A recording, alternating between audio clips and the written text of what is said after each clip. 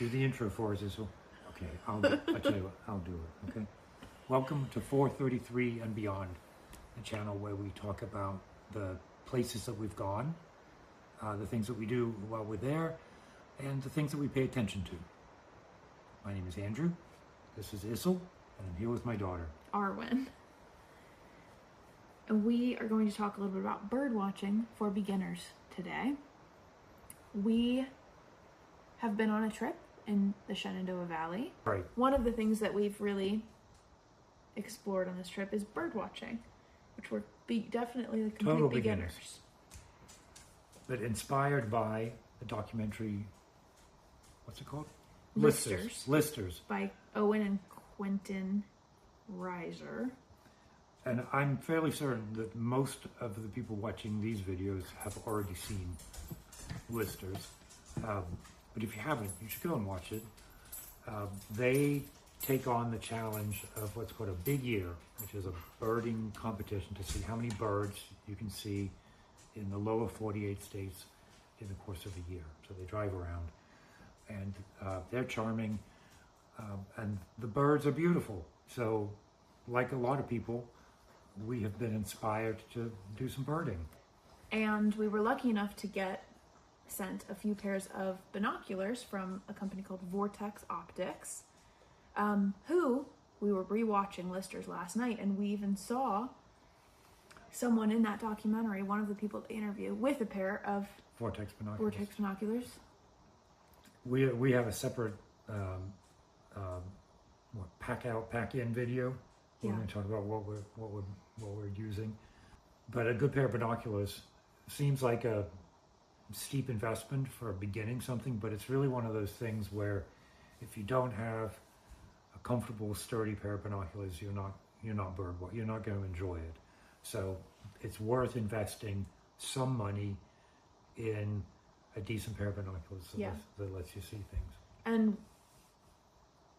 when you get a pair of binoculars, there are two numbers that they're labeled with. The first one is the magnification times, and the second one I think is aperture or something. That first number, we have pairs of 8 magnification, 8 times magnification. I don't know how you refer to that colloquially, but 8 mag. 8 mag. My mother also has a pair of 10 mag binoculars, and I think people might assume, oh, I should get a higher magnification. That's like higher magnification is better. I would say that I found the 8 mag to be a really approachable pair, because I didn't know this before, but it makes sense. It sounds so like you're manually focusing these binoculars, and the bigger your magnification, the more the shaking of your hands is magnified. So on those 10 times binoculars, it's meaningfully harder to keep your hands steady. They might assume that you have a tripod. They might assume, and we did not. And we don't have a tripod. So yeah.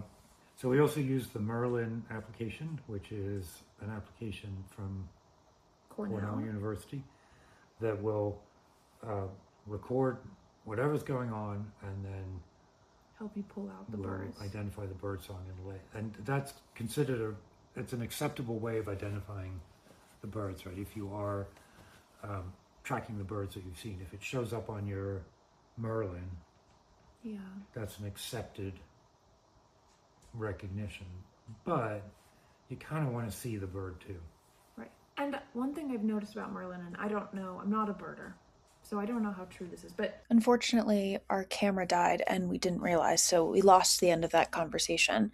But what I had been saying was, I'm not sure that this is how it works, but Merlin doesn't seem to edit itself, so it will add birds as it thinks it hears them. But sometimes I feel like it might be picking up a sound just the one time. You can go back in and listen to where it thinks it identified a bird. And sometimes when I would do that, it didn't really sound like anything. It sounded like it had maybe picked up background noise or something else and thought maybe it was a kind of bird. So I'm not sure how accurate it is. I think it's a really great tool, but I really tried to prioritize listening myself and being able to pick out the different calls, which Merlin is really helpful in identifying. So it's a really helpful tool, but I don't think it's necessarily the be all end all. We stayed at a really lovely, pretty remote Airbnb, which also gave us a lot of time to listen to birds just in the backyard of where we were staying. It is just after 6 on our last full day here. Me and Banoosh are out listening to some birds.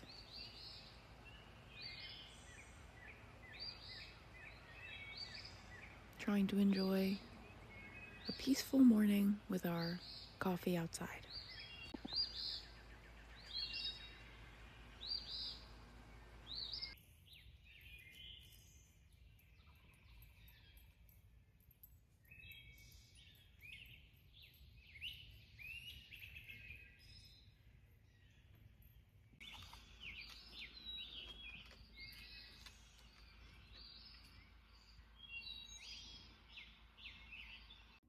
This time at the Airbnb was really helpful because it let us get a lot of listening sessions in, get used to using Merlin, get used to listening to the kind of birds we were hearing around there. And we also heard some really cool and saw some really cool species just around the Airbnb itself. One of the skills I was practicing at the Airbnb was focusing my binoculars. I had never really tried to use binoculars like this before, and it takes a little bit of getting used to spinning the dial, moving the focus back and forth, and really understanding what that means and what that does to what you're seeing through the binoculars. And sometimes that can be really important when there's a lot of foliage or a bird is on a certain branch and you're trying to focus on where the bird actually is. I thought the binoculars themselves were very easy to pick up and very user friendly. They pretty much immediately blended into the background. I wasn't thinking about the binoculars, I was thinking about what I was doing and looking at the birds, but exactly what you would want from a tool like this. They really did not take up a lot of space in my mind. I felt like they were just an extension of what I was trying to do. The learning curve was just about, how do you operate looking through this lens? How do you move the binoculars around? How do you orient them to what your naked eye was seeing? How do you focus them quickly? And those are things that all just come with practice. And I was really grateful to have that time in the Airbnb where it was low stakes, it was not a lot of pressure, and I could practice so that when we went out into the park, I felt like I had had a bit of time getting used to them and getting used to the tool. I don't think it took very long for me to feel like I could go out and confidently look at a bird through the binoculars, which is exactly what we wanted to do.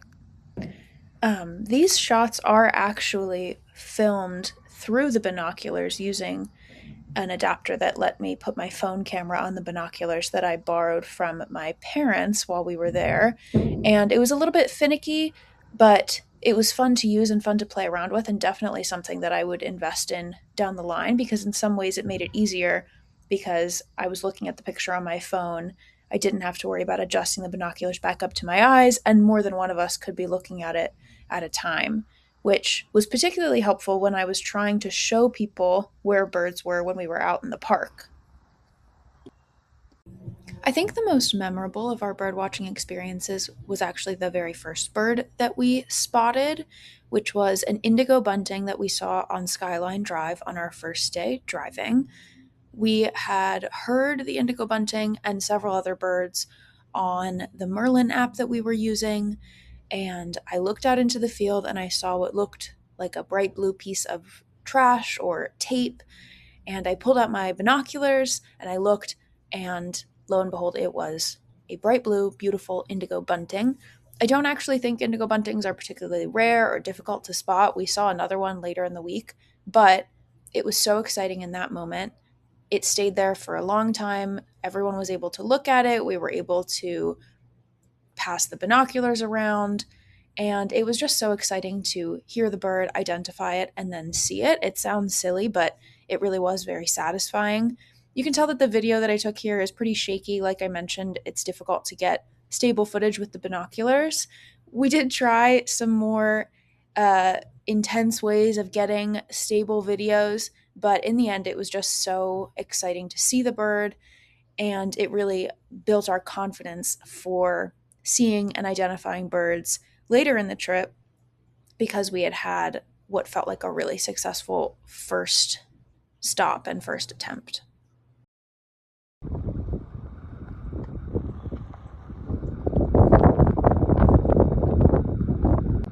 What is it? Rose-breasted grosbeak. That's him, if I ever did see one.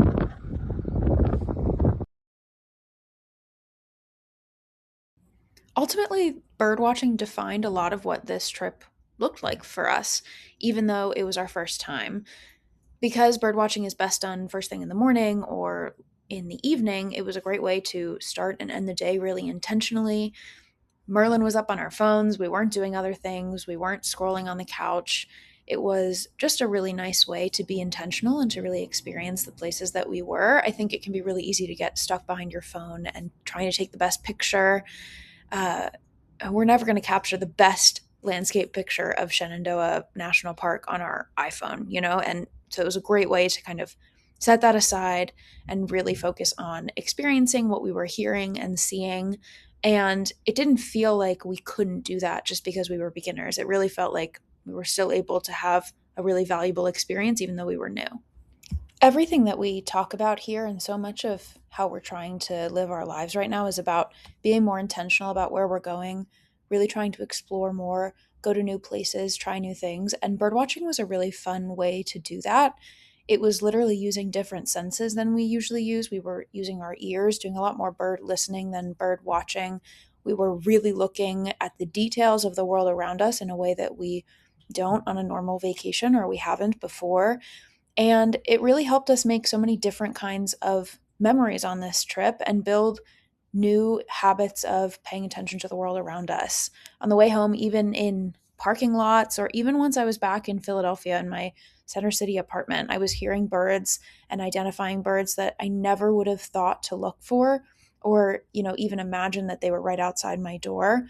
But there they were. And because I slowed down, because I took the time to listen and pull out my phone and see what they were, it gave me a whole new appreciation for what's going on around me. A lot of this trip, we were getting used to new gear and getting really excited about these new fun gadgets that we have. And that was great. And I really enjoyed doing that. I really recommend considering getting a pair of binoculars if you have the means. They were really fun, but ultimately, they were just a tool. And if nothing else, I encourage you to think about getting a pair of binoculars, but really think about where those binoculars might take you. That's a lot more important. Thanks for watching, and I'll see you next time.